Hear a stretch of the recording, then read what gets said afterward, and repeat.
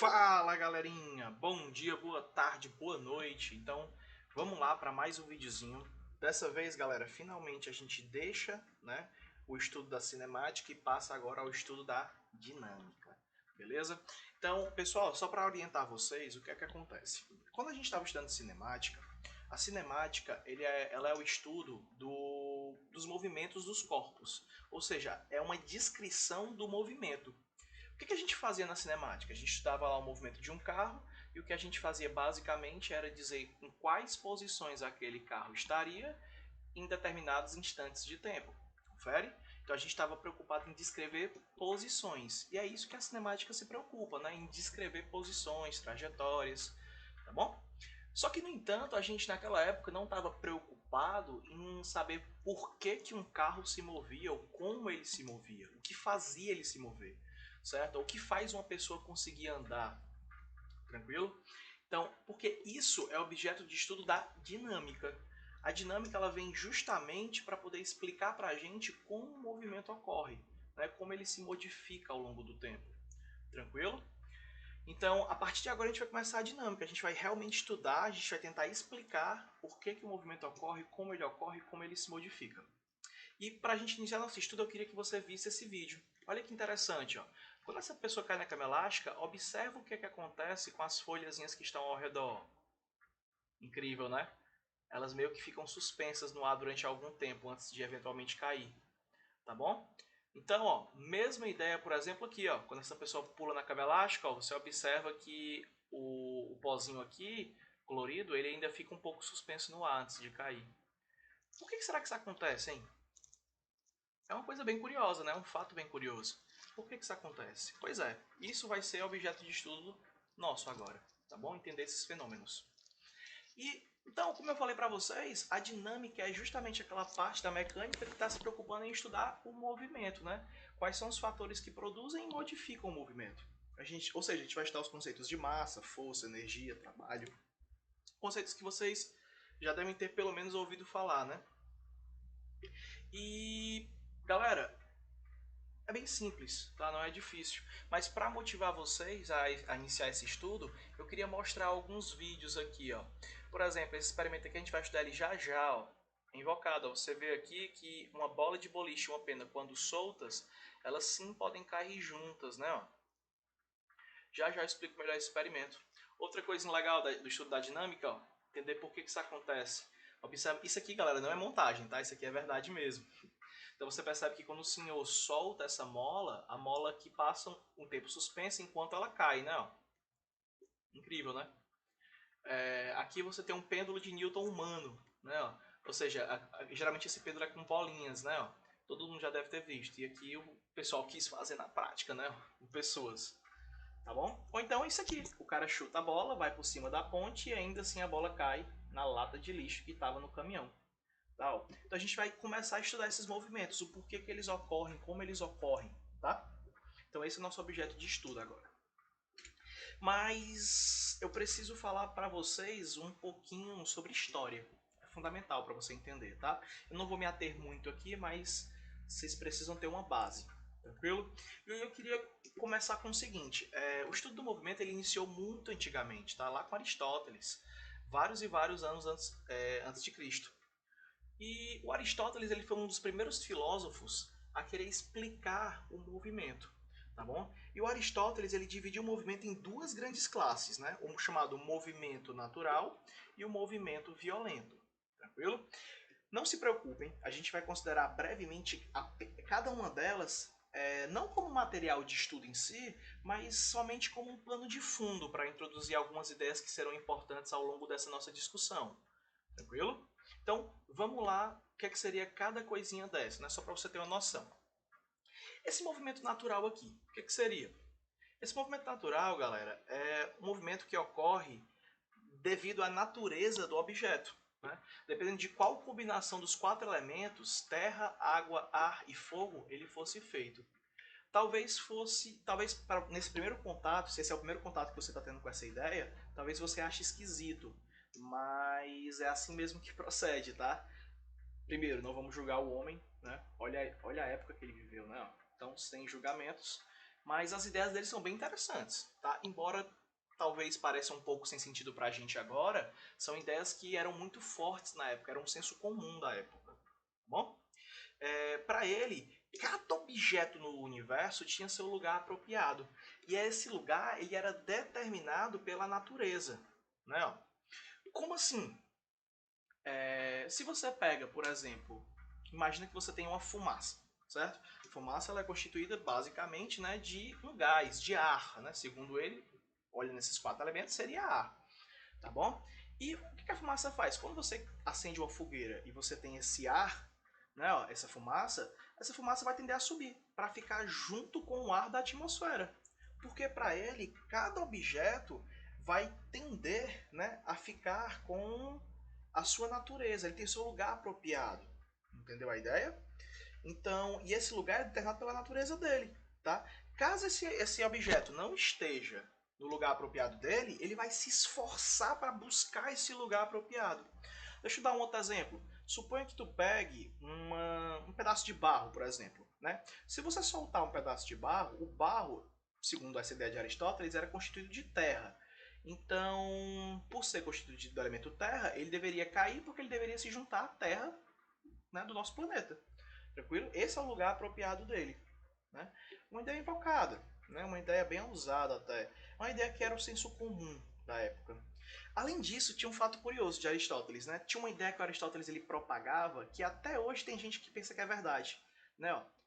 Ele afirmava o seguinte: se você pegasse 2 objetos, né, de mesma natureza, aquele que tivesse, como é que eu posso dizer? Aquele que tivesse uma natureza mais forte deveria se esforçar mais para buscar o seu lugar. Pessoal, não entendi. Como assim? Se você pega, por exemplo, 2 bolinhas, duas bolinhas de barro, por exemplo, uma com a massa o dobro da outra, aqui tem a massa 2 vezes a outra, né, a massa maior, o objeto mais pesado, ele deveria se esforçar mais para buscar o chão. Justamente porque ele tinha mais elemento terra na sua composição. Então ele deveria buscar o seu lugar, que era a terra, com mais fervor. Né, ó? E aí, professor? E aí que o que ele argumentava era basicamente o quê? Que os objetos deveriam cair com a rapidez proporcional aos seus pesos. Tal. Quanto mais pesado o objeto fosse, mais rápido ele deveria cair. Talvez alguém esteja pensando assim, professor, não é isso não? De jeito nenhum. Certo? Ó. O Galileu ele vem contrapor essa ideia, tá? Então, nada de você pensar que 2 objetos de massas diferentes vão cair com velocidades diferentes, tá? Galileu vai mostrar pra gente que isso não é verdade, tá bom? Então, isso é uma ideia de Aristóteles, mas que ainda hoje tem muita gente pensando que é verdade sim, tá? Porque é uma ideia que vai muito com o senso comum. Tá, professor, e esse movimento violento aqui? Pronto, esse movimento violento, galera, ele resultava de forças que puxavam ou empurravam um objeto. Tranquilo? Ó? Ou seja, em outras palavras, esse movimento violento era um movimento que era imposto ao objeto. Como assim, Bruce? Entendi não. Por exemplo, se uma pessoa está empurrando uma mesa, tá? Isso é um movimento violento. Aquela mesa ela não quer se mover porque ela já está, né, justamente naquele estado natural para aquele objeto, tá? Mas a pessoa ainda assim obriga com que aquela mesa se mova. Isso é um movimento violento, é um movimento que decorre devido a forças, tá bom? Deixa eu pegar outro exemplo. Quando um vento empurra um navio ou uma vela, exemplo de movimento violento. Quando você pega algum objeto e ergue esse objeto, movimento violento. Se você pega um pedaço de barro novamente e ergue ele, segundo Aristóteles, esse objeto ele deveria querer cair, né? Ele quer cair para a terra, o movimento natural dele. Só que você está impondo a ele um movimento violento de modo que ele não deixar ele cair, tá? Então esse é um movimento violento. Para resumir, galera, o Aristóteles ele pensava que todos os movimentos ocorressem devido à natureza do objeto movido ou devido ao movimento violento, ou seja, empurrões ou puxões mantidos. Tal. Uma vez que o objeto se encontrava em seu lugar apropriado, ele não deveria mais se mover, né? A não ser que ele fosse obrigado a se mover por alguma força. Tá? E aí, abro um parênteses, porque existe uma exceção para os corpos celestes. Tá? Para os corpos celestes, o estado normal, o estado natural é o estado de repouso. Né? Ele tinha sempre uma exceção para corpos celestes. Para a Terra, para a Lua, ele dizia que o estado natural desses corpos era sempre o repouso. Tranquilo? Então, como eu falei, não julgue esse pensamento. Só para vocês terem ideia, os pensamentos de Aristóteles eram tão senso comum, eram tão lógicos, eram tão fortes, que para alguém, né, começar a querer questionar ele, foi mais de 2000 anos de história, tá bom? Então demorou-se aí 2000 anos para com que esse pensamento começasse a mudar. Então é um pensamento bem forte. Alguns cientistas começaram a mudar esse pensamento, só que ainda existia um outro fator, né? Na época, a igreja medieval ela era muito ferrenha das ideias de Aristóteles. E qualquer um que se opusesse à igreja era fortemente julgado, né? Ameaçado de morte, condenado. Então isso fez com que demorasse mais ainda para alguém conseguir mudar essa ideia de pensamento de Aristóteles, esse pensamento aristotélico, como a gente chama. Copérnico foi um que começou a argumentar, dizendo que, olha, os objetos, os celestes, não estão parados não, eles estão se movimentando, tá?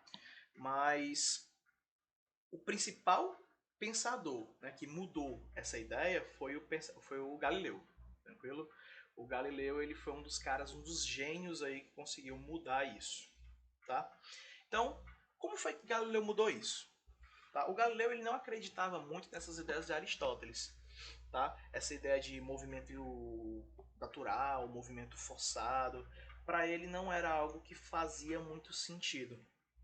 E outra coisa, né? Se você pegar a ideia de Aristóteles, um objeto só pode ter movimento se tiver força, né? Uma vez que, segundo Aristóteles, esse objeto encontra o seu lugar, né, no espaço, ele só pode continuar se movimentando se alguém aplicar uma força nele. Será que isso é verdade? Pois é, Galileu não concordava muito. Outra coisa que Galileu não concordava no pensamento de Aristóteles era que quando se soltasse dois objetos de massas diferentes, ou seja, de pesos diferentes, esses objetos teriam velocidades diferentes. Galileu não era adepto dessa ideia. E justamente para contrapor essa ideia, ele propôs um experimento, né, que é o famoso experimento da torre inclinada. Tá bom? E aí conta a história, né, que lá pro século XVII, o Galileu ele quis fazer um experimento para tentar mostrar que essa ideia de Aristóteles estava equivocada, né, que objetos de massas diferentes, na verdade, deveriam chegar com a mesma velocidade no chão. E aí o que foi que ele fez? Né? Conta a história que ele derrubou facilmente a hipótese de Aristóteles quando ele subiu na torre inclinada de Pisa, tá? E começou a derrubar vários objetos de pesos diferentes. Tranquilo? E aí ele comprovou que uma pedra duas vezes mais pesada que a outra não caía realmente duas vezes mais rápido, como Aristóteles estava prevendo. Tá? Claro, se você desprezar os efeitos de resistência do ar, ele descobriu na verdade que vários objetos, quando soltos ao mesmo tempo e do repouso, embora tivessem massas, pesos diferentes, esses objetos chegavam exatamente com a mesma velocidade no chão. Isso se você desprezar um pouquinho a resistência do ar aí, porque ele percebia que não era exatamente igual, porque a resistência do ar atuava diferentemente em cada um dos objetos. Tal. Além ainda conta que muitos outros observadores demonstraram essa mesma coisa subindo, né, na Torre de Pisa também. Tá? E mostra também que vários outros pesquisadores, estudiosos da época, eles subiram na Torre de Pisa para zombar de Galileu, né? E tentar continuar a sustentar os pensamentos aristotélicos. Né? É para saber como é que é a história, né? Então, para mostrar para vocês, eu até mostrei esse vídeo no início, ó, realmente o pessoal reproduziu esse experimento, né? E para poder melhorar mais ainda o experimento, o que é que acontece aqui? Isso aqui é uma câmara de vácuo, tá? É onde basicamente você retira o ar para você retirar a resistência do ar. E o que acontece é que quando você solta uma bola de boliche e uma pena, se você despreza a resistência do ar, né, você observa que os dois caem juntos. Né, eles chegam ao chão juntos, tranquilo? Contrariando assim totalmente o pensamento aristotélico. Tranquilo? Eu vou mandar esse vídeo aqui para vocês na íntegra, tá? É um videozinho curto de 5 minutos e ele mostra esse experimento com perfeição. Né? Ele faz o experimento primeiro com o ar, mostrando que a bola de boliche chegaria primeiro, mas isso tem a ver com o fato da pena ficar meio que, né, lentamente caindo devido à resistência do ar. E em seguida ele replica o experimento sem o ar, conforme vocês estão vendo aqui. E o resultado é simplesmente incrível. Então esse é o primeiro experimento que vem contestar as ideias de Aristóteles. Então objetos soltos, né, de uma mesma altura do repouso deveriam, embora tenham massas, pesos diferentes, devem chegar com a mesma velocidade no chão. E aí, galera, tem um outro famoso experimento chamado experimento dos planos inclinados de Galileu. Tranquilo? E o que esse experimento traz pra gente? Esse experimento traz pra gente aquela outra ideia, né, que a gente estava discutindo até o momento, que era aquela ideiazinha de que será que só existe movimento se houver força?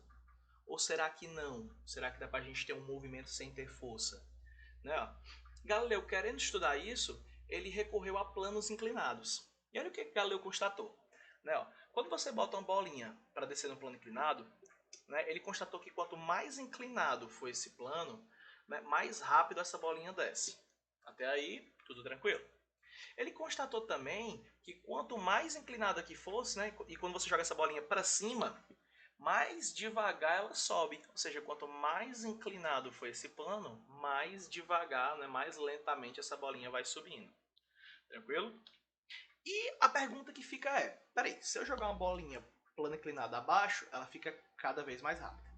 Se eu jogo uma bolinha plana inclinada acima, ela fica cada vez mais lenta. Tranquilo. E se eu jogar uma bolinha em linha reta? O que deveria acontecer? Tá, ó. Essa foi a pergunta que ele tentou responder.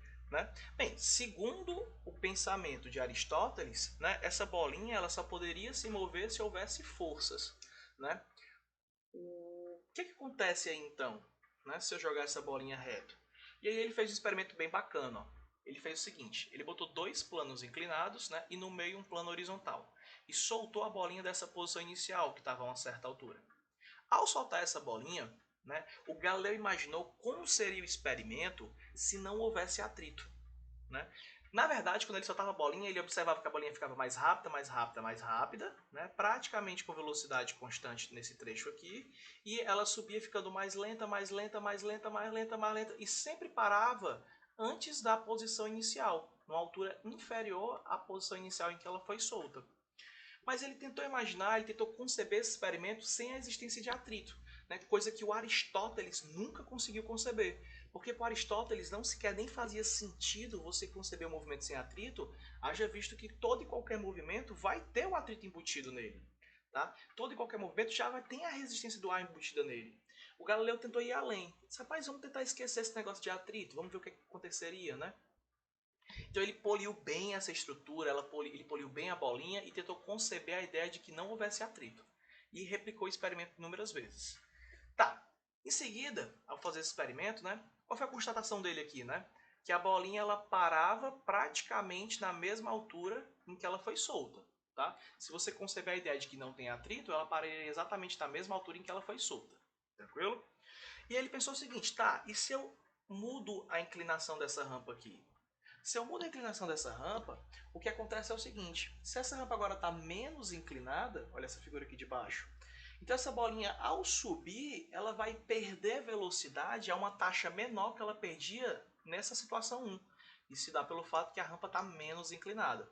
Tá? Mas ainda assim ele constatava uma coisa, ele constatava que essa bolinha só parava, né, quando você imagina o experimento aqui sem atrito, quando ela atingir exatamente a mesma altura na qual ela foi solta. Ou seja, não importa o quanto você incline esse plano inclinado. Não importa. Não importa o ângulo de inclinação.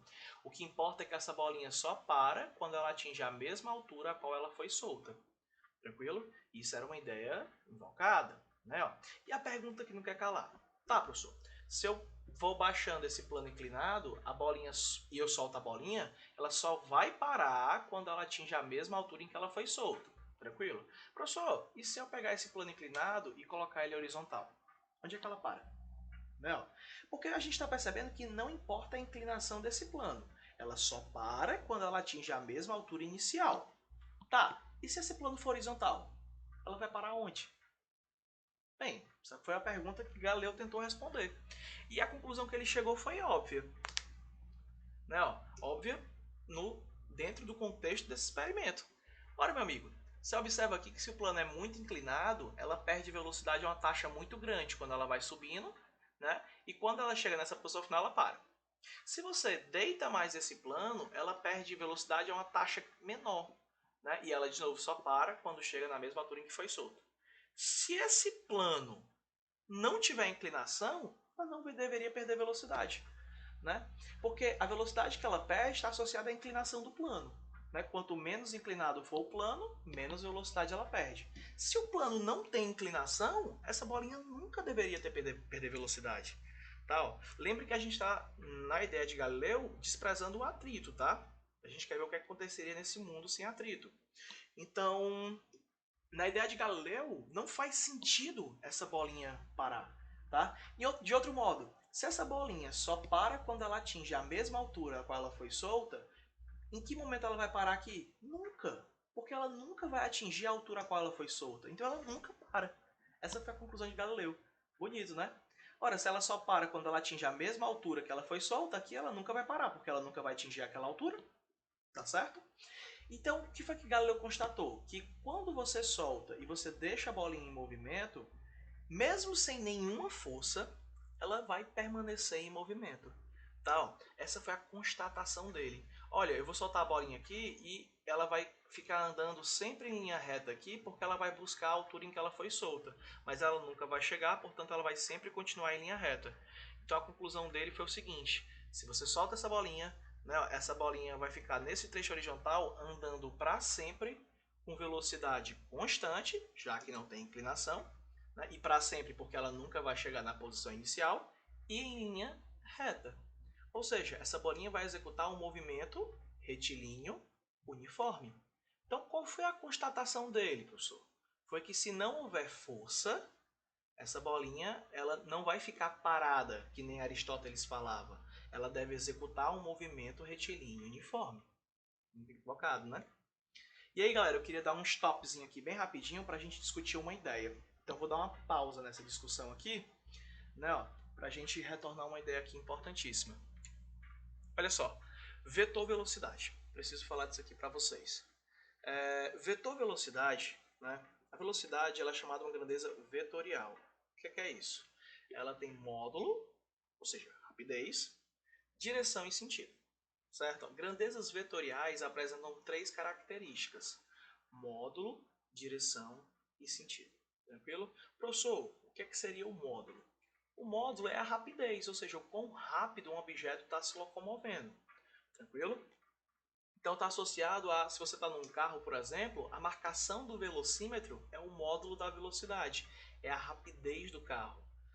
Tá, beleza. Professor, e direção e sentido? Direção e sentido está associado para onde você está indo. Né? Eu estou me locomovendo aqui na estrada na direção sul-nordeste.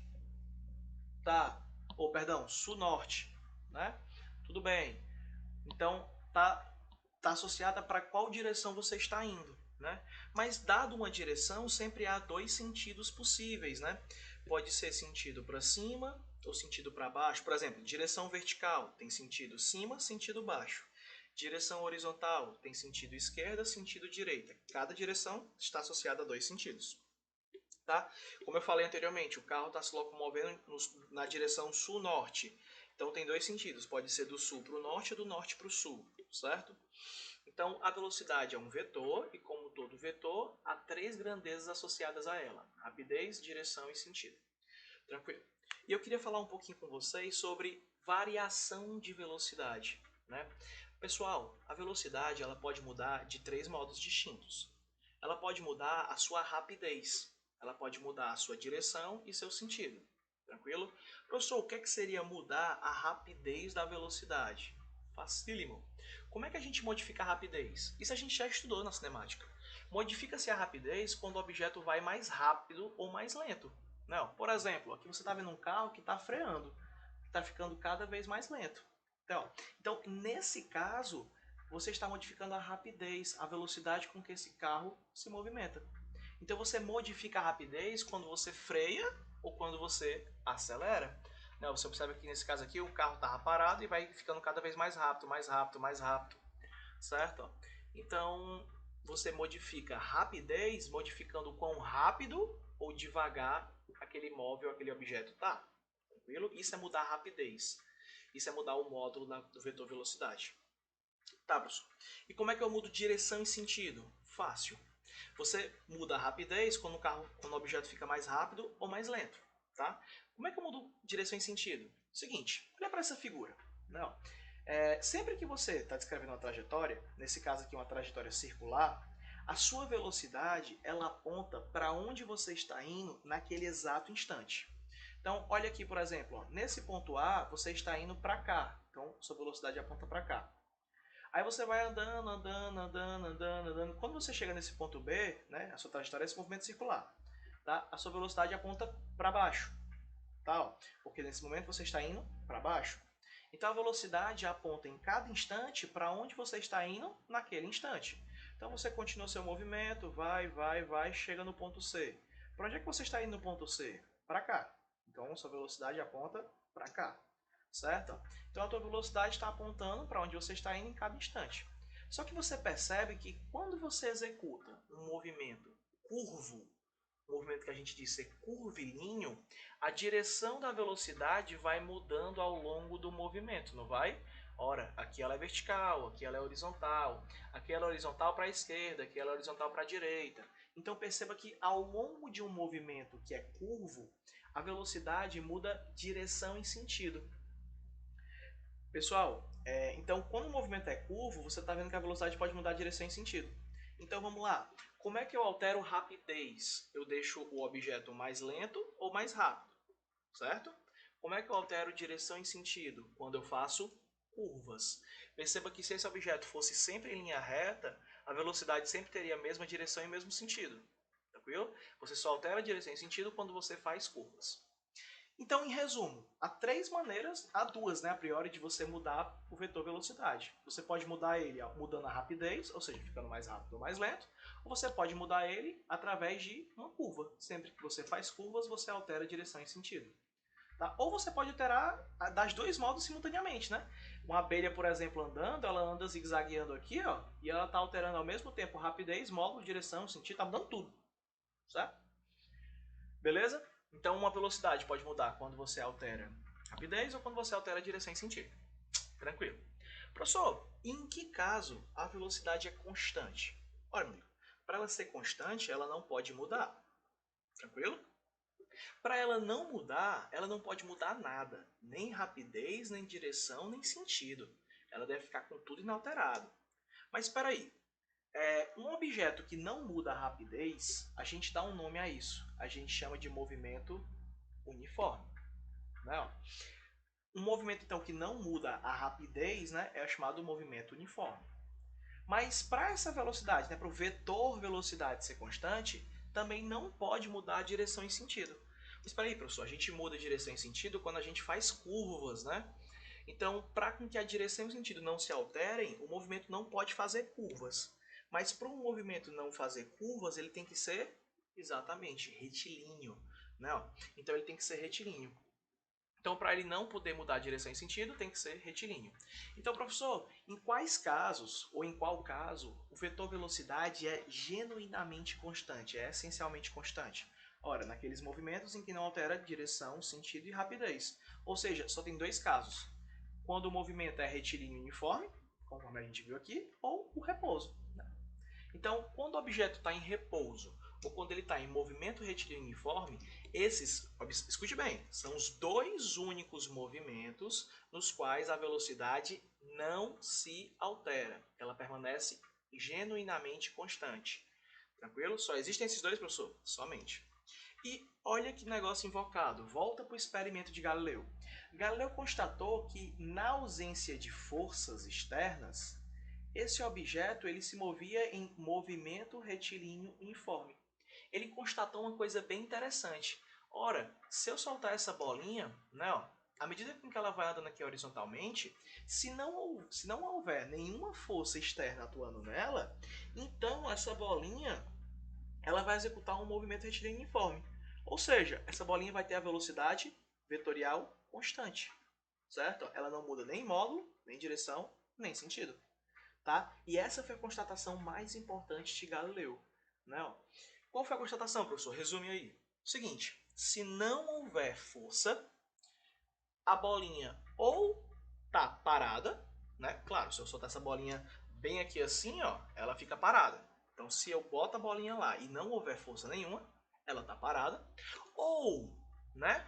Qual é a outra situação, professor? Ela está em movimento retilíneo uniforme. Só essas duas situações. Dito de outra maneira, se não houver força, a velocidade, o vetor velocidade não pode mudar, certo? Não pode, não pode. Tá? Então, qual é, né, o sentido, qual é o valor, né, da força no movimento? O que a força, professor, faz no movimento? Isso é o que a gente tem que responder. Né? Então, professor, qual é o papel que a força tem no movimento? Cara, aí eu vou te dizer. O papel da força no movimento é bem simples. O papel da força é modificar a velocidade. Né? Como assim? É alterar a rapidez, é deixar um objeto mais rápido, mais lento. É alterar direção, sentido, certo? Então o papel da força no movimento é alterar, é modificar, né, o vetor velocidade. Ou seja, é um objeto que estava parado, iniciar um movimento. É pegar um objeto que estava em movimento e colocar ele parado. É um objeto que estava em linha reta, começar a fazer um movimento curvilíneo. Então, a função, o papel que a força desempenha no movimento é alterar a velocidade. E professor, e se não tiver força? Se não tiver força, né, externa, se não tiver força resultante, então esse objeto só tem duas condições. Ou ele está em repouso, ou ele está no chamado movimento retilíneo uniforme. De qualquer maneira, se não houver força, o vetor velocidade é constante. Tranquilo? Então, galera, eu vou terminar essa primeira parte aqui, porque já está um pouquinho esticada, e vou continuar no próximo vídeo. Tá bom? Então, abraço e até já já.